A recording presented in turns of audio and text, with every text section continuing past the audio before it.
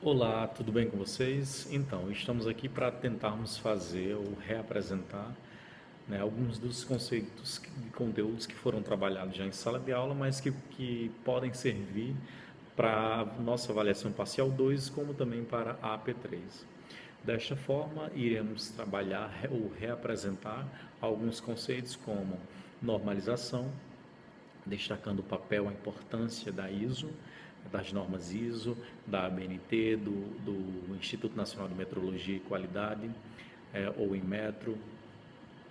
Vamos trabalhar um pouco departamentalização também, organograma, a relação entre centralização e descentralização. Além disso, vamos falar um pouco sobre as variações de um organograma, como funcionograma, lotacionograma. Falaremos um pouco também sobre layout, que é um layout, é um arranjo físico, onde as pessoas, os equipamentos, os materiais são organizados dentro da estrutura organizacional. Falaremos também de manual de organização, onde nós temos o manual de organização, o manual de política e o manual de procedimentos, que são questões fáceis de assimilar. Né? Além disso, falaremos um pouco sobre fluxogramas, o que é um fluxograma de bloco, quais são os símbolos dos fluxogramas, né, e qual a importância dos fluxogramas para a gente compreender e mapear os processos, ok? Para além disso, é importante também destacar um pouco do que vem a ser um sistema de informação gerencial e um sistema de apoio à decisão, e a relação entre um sistema de informação gerencial e um processo decisório, valendo lembrar que todo e qualquer sistema de informação gerencial serve como apoio para o processo decisório. Logo, os dois conteúdos, esses dois conceitos estão muito próximos e são importantes para que a gente pense um pouco, para que a gente reflita um pouco sobre isso, ok?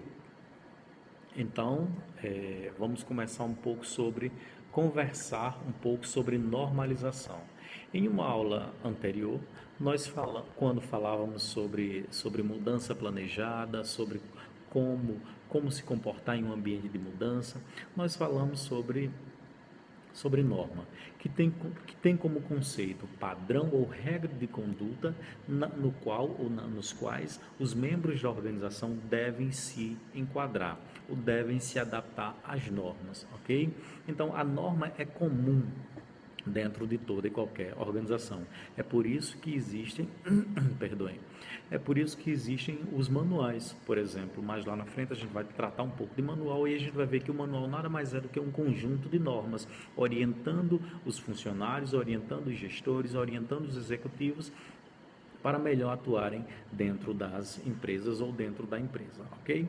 Neste sentido, é o que vem a ser uma normalização, é o processo de atribuir ou de construir normas para atingir o grau ótimo dentro da organização, ou seja, é o processo de atribuir normas para atingir resultados melhores, o grau ótimo, uma eficiência e uma eficácia, dentro de um contexto, né, visando que essa norma seja utilizada de forma repetitiva. Por ser norma, ela deverá ser utilizada de forma repetitiva. Ok? Desta forma, quais seriam os objetivos da normalização? São pelo menos 5 os objetivos. O primeiro deles é economia. Por que economia? Porque à medida que você atribui uma norma, que você cria uma norma, que você passa por um processo de normalização, ou que você faz com que a empresa passe por um processo de normalização, melhor dizendo, isso faz com que se proporcione a redução da crescente variedade de produtos e procedimentos. Ou seja, quanto menor a quantidade de produtos que sua empresa possui, mais controle sobre a qualidade você vai ter, porque é muito mais fácil você trabalhar apenas com caneta e atingir o grau ótimo do que você trabalhar com caneta, borracha, lapiseira e entre outros produtos. Eu acredito que isso é claro. Além disso, um outro objetivo da normalização é a comunicação, ou seja, proporcionar meios mais eficientes na troca de informação entre o fabricante e o cliente. Ou seja, à medida em que a gente padroniza essa comunicação, fica muito mais clara. Por exemplo, existem os manuais de instrução. Esses manuais de instrução, eles são baseados em normas. Logo, essa comunicação entre o fabricante que atende essas normas com o cliente que lê essas normas, que lê essas instruções, é mais facilitada, o que vai fazer com que os laços de confiabilidade sejam fortificados, sejam fortalecidos ao longo do tempo.